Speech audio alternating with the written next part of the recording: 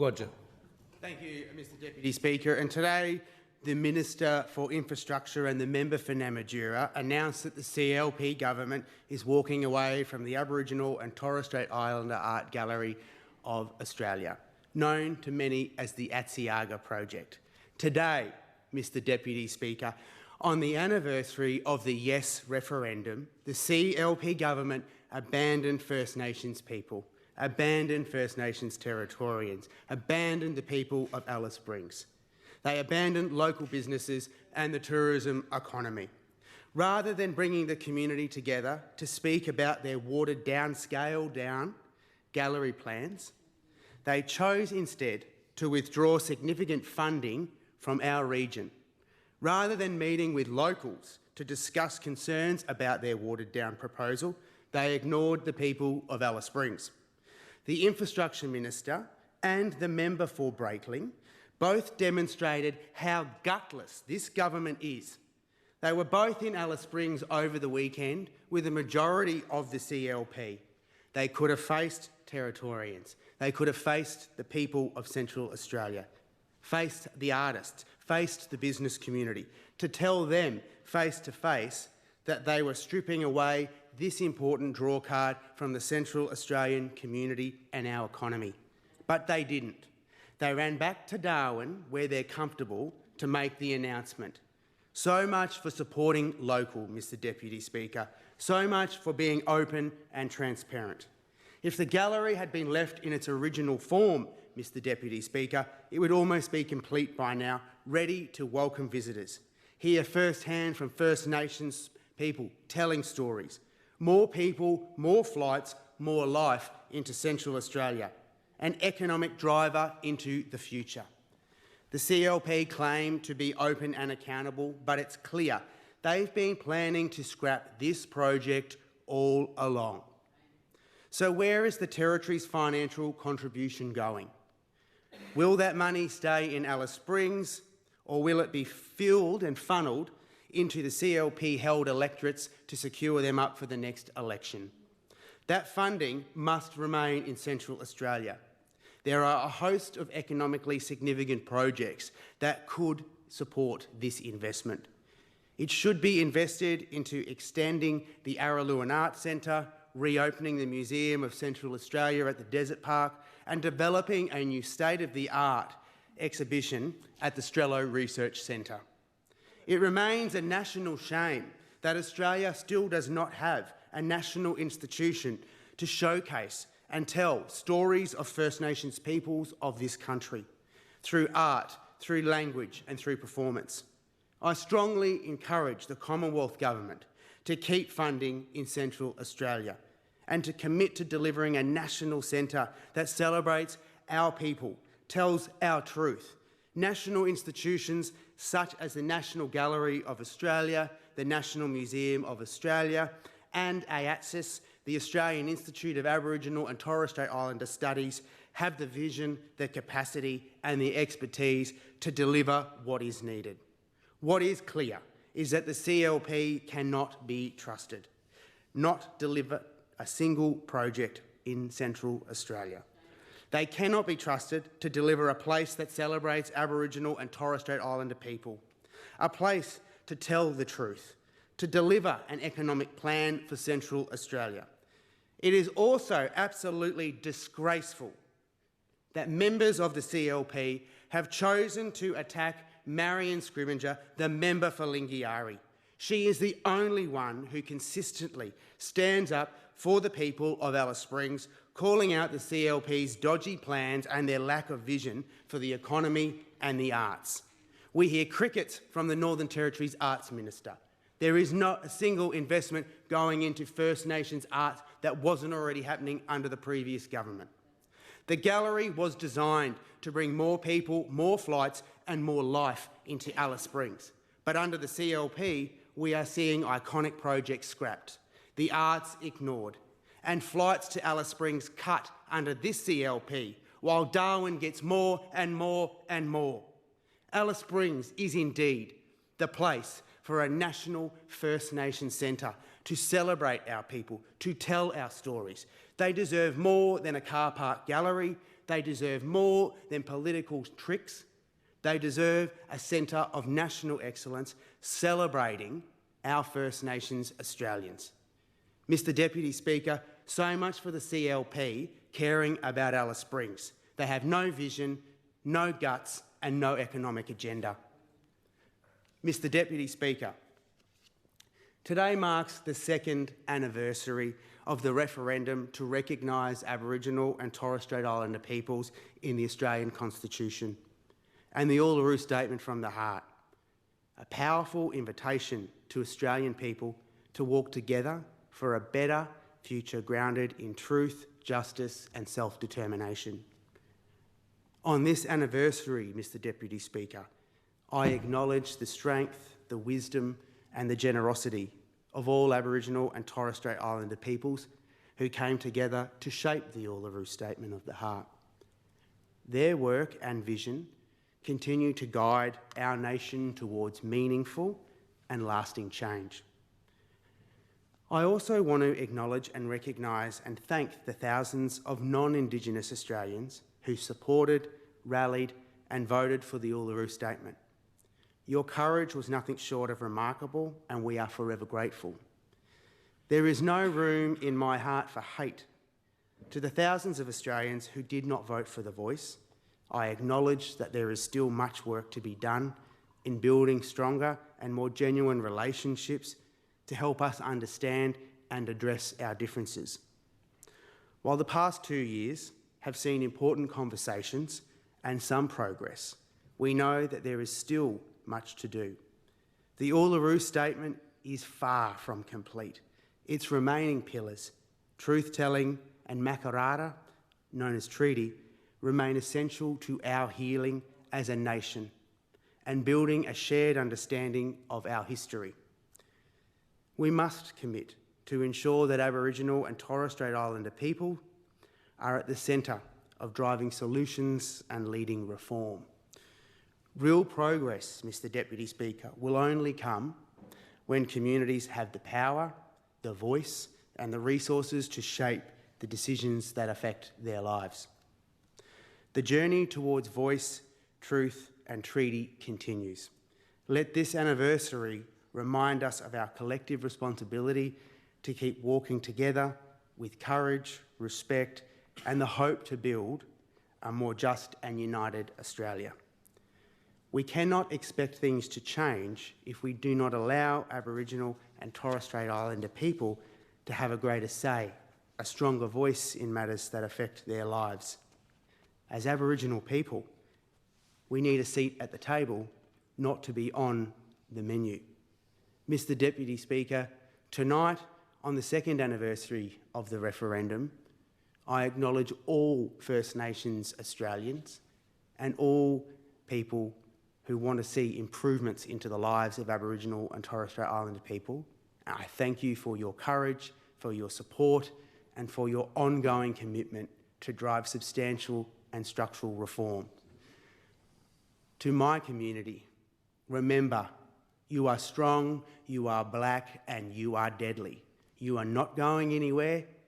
We are proud of who we are and remember, always was, always will be Aboriginal land. Thank you, Member for 𝘐𝑗𝑎. Member for Farallon. Thank you, Mr Deputy Speaker.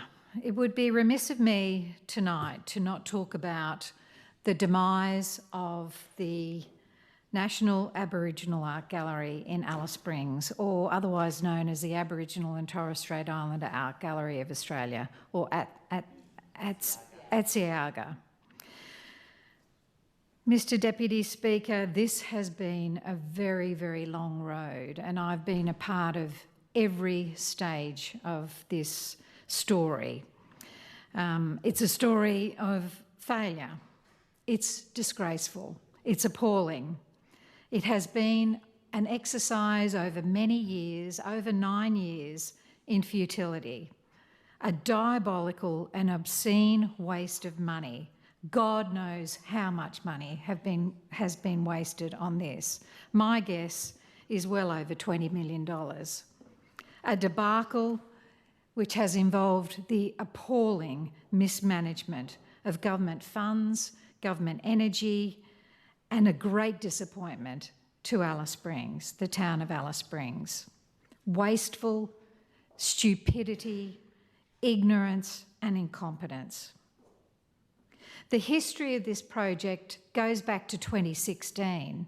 I've read numerous reports over the last couple of weeks from the ABC saying that it first came about by Labor in 2017. I rang 2 reporters from the local Alice Springs office of the ABC and said, "You're wrong. I was there in 2016, just before the 2016 election, when Adam Giles, the Chief Minister at the time, announced $70 million for a national Aboriginal art gallery and cultural centre. $20 million was to be allocated to the cultural centre and $50 million ended up being allocated to the art gallery. But it was 2016, not 2017. I even heard the Treasurer say it came about in 2017 today too. He's got it wrong. It's been over 9 years since the inception. It was first announced as a government initiative. And boy, have we been on a hell of a ride. In 2016, of course, we saw the Gunner Labor government elected. 4 years of nothing, zip, no progress at all. We saw endless cups of coffee with the local member for Breitling, Dale Wakefield, supposedly consulting with Alice Springs people for months and months and months. Have a cup of coffee with Dale Wakefield and talk to her about where we want the art gallery. They commissioned a steering committee of Aboriginal people headed up by Rachel Perkins, from what I recall. They completely ignored the recommendations of that steering committee. The steering committee recommended that the gallery be placed south of the Gap, consistent with the traditional owners. It shouldn't be placed in town. No one ever recommended it be placed in the CBD of Alice Springs. But no, Michael Gunner and the member for Breitling at the time, Dale Wakefield, they knew better and they decided to put it on Anzac Oval. A disaster. It upset everyone in the town. Alice Springs people were appalled. We're going to lose our beautiful Anzac Oval. But no, Michael Gunner and Dale Wakefield and the Labor cabinet at the time knew better.